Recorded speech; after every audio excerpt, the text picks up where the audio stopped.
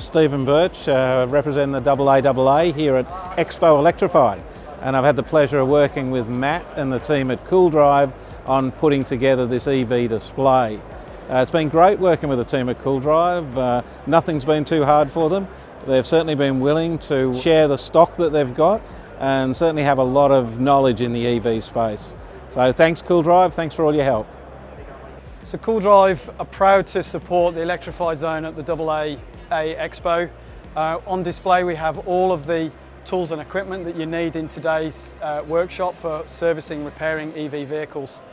Our catalogue is on display with all of that product in it, but from chargers through to insulated tooling rated to 1000 volts, replacement gloves for protective gloves for PPE, insulation testers, and then full toolkits from SP Tools, all insulated sockets, screwdriver sets, ratchets and hex removers. And new to CoolDrive is the EV Safe Fire Cloak. So when you're working on the vehicle in your workshop and you think there's a potential risk of fire, you can cover the vehicle in the fire cloak and it will prevent that fire spreading if it was to combust overnight when the vehicle's left unattended, or it will put out a vehicle fire.